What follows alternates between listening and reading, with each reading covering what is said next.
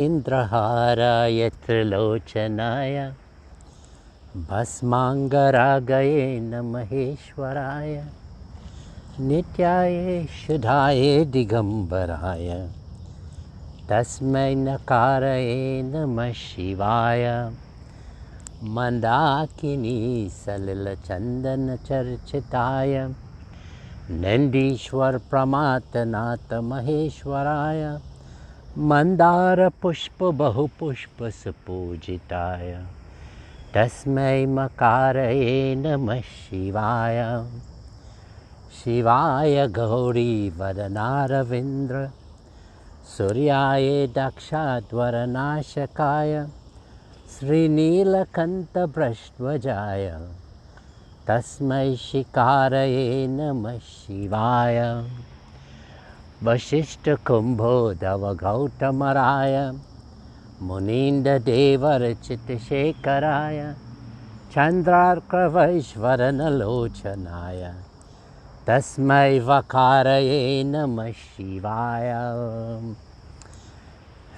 Yaksha Swarupaya Jatadaraya Pinakahastaya Sanatanaya Divyaye Devaya Digambaraya Tasmai Yakshkaraye Namah Shivaya Panchaksharmidam Punyam Yepati Chaiva Snadidao Shivalokam Vapnoti Shivena Sahamodite Jai Shiva Shankara Namami Shankara Shiva Shankara Shambho Jai Girijapati Bhavani Shankara Shiva Shankara Shambho Jai Girijapati Bhavani Shankara Shiva Shankara Shambho Om Namah Shivaya Om Namah Shivaya Om Namah Shivaya Prabhu Nama Shivaya Om Namah Shivaya Om Namah Shivaya Om Namah Shivaya Prabhu Nama Shivaya Om Namah Shivaya Prabhu Nama Shivaya. Well, welcome again to this morning Mandir. Glad to have you with me. And I'm thinking that you're so dedicated and you want to make your spiritual life your priority. And that is so beautiful. You know, we have at BHARAT SEVASHRAM this powerful manifestation of consciousness, Swami Parameshananda ji. And he has that power, tremendous amount of power. That one time there was in the one Mela, the rains were coming. So many people were there and it would have ruined the whole celebration. And what he did, he just steps outside with his cane, his stick, and he just put it towards the clouds, the rain clouds. And then he just moved the staff and to the direction he wants the cloud to go away from the path of the Mela, the ashram. And lo and behold, the clouds would have moved. And he would have done that again with when there was a fire that was raging, but he moved the wind to take in a different direction. So you see, he has that power, but he doesn't waste that power. He always uses that power only when it's necessary, not for a display, for ordinary worldly people to see, for name and fame. And this is the sign of a true spiritual master. And then also I can remember one time when the Swamijis, they had just moved from Bangladesh, then it was the East Bengal, to Kolkata. And I think it was Bao Bazaar. and they rented a house. Swami Parameshananda rented a house, and they were staying. And the young monks were there, and he asked them to go out and do collection. But because they were new into Kolkata, people weren't giving because they were skeptical. They said, who are these? These are these sadhus. And they didn't collect money for 1 day, 2 days. And Swami Parameshananda would have said, go and cut the grass. And because they didn't have food to eat. And with little rice and dal, and then the grass, the leaves, the bushes, they will cook as bhaji, and they will eat. So 1 day, 2 days, they were going like that. And then they were thinking, well, Guruji has so much power. Why can't he use his power for us to get good food, reasonable food? And he knew what they were thinking. And what happened? What did he do? He would have said to them, oh, you want to prostitute my power for your sake, and you don't want to perform your duties. Go and collect money and collect food stuff. And lo and behold, when they went, with that power that he transmitted to them, they went and they were successful. And then the ashram kept growing. There was a time when Swamiji, who went out to be selling books, and he would go on and come back and no books would be sold. And Guruji, Swami Parameshananda asked, well, why did you sell books? Guruji, I don't know. And then he says, go, and you go and you sell books. And he transmitted that power, and the monk would have come back and sold so many books. My point today, devotees, is that when you have the faith and you're connected with the Guru, then everything happens. All your thoughts break their bonds. In other words, your mind transcends all limitations. You find yourself to be in a better environment. Faculties and tremendous divine powers come to your rescue, and you find that you're a far better person than you ever think you were going to be. This is the path to liberation. You know, we have heard so many scriptures from Gita and Ramayana and Bhagavatam, but they are stories that will give regular devotion and faith.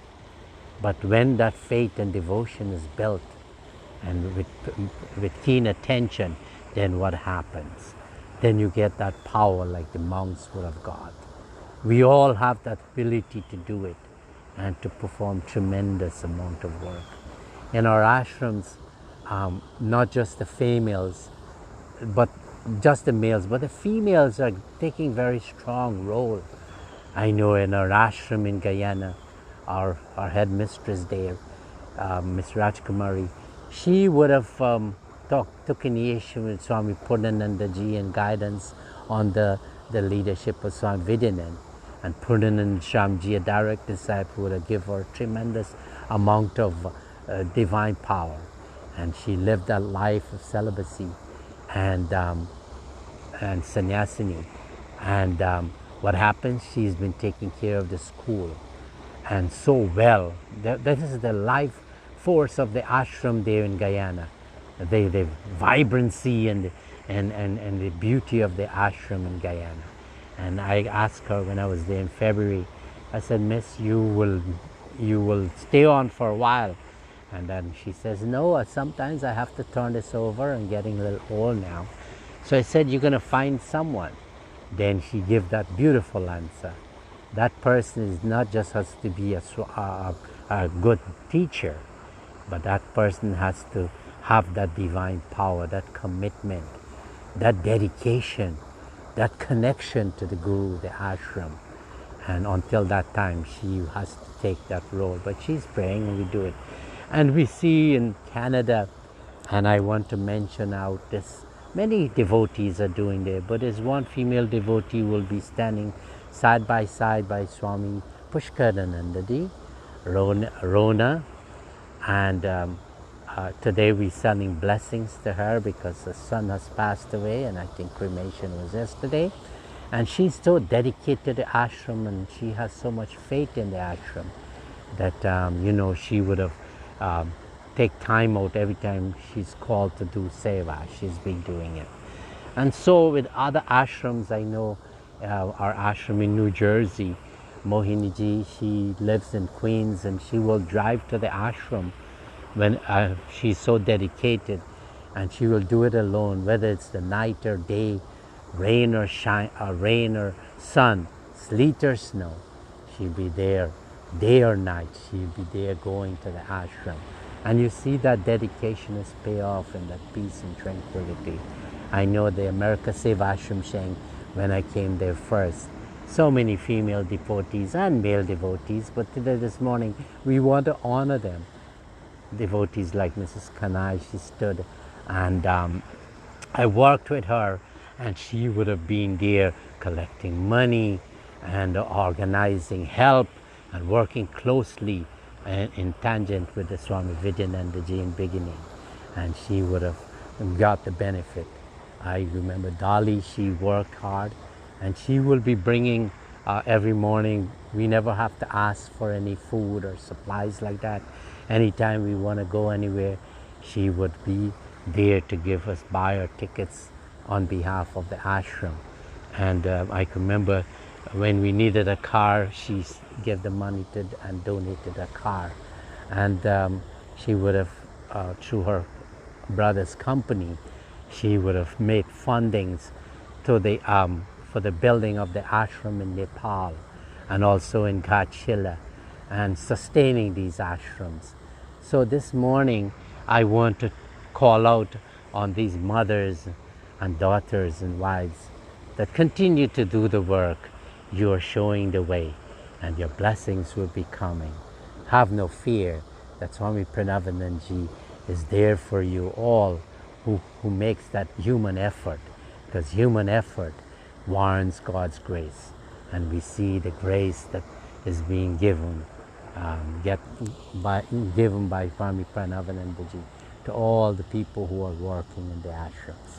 So this morning, let us honor our mothers and daughters and all, and pray that they always be protected. You know, Swami Parameshananda also, he was very keen that when he formed a Rakshadal in Calcutta, when there was unrest, it was for the protection of the mothers and the daughters. And he was very keen on that. So know that you are in good hands. And the Guruji, Swami Parameshananda, would have always said, I'm behind the curtain, guiding and protecting. Let us look for him with our eyes closed and when we do our meditation, and we'll see how powerful everything will go along.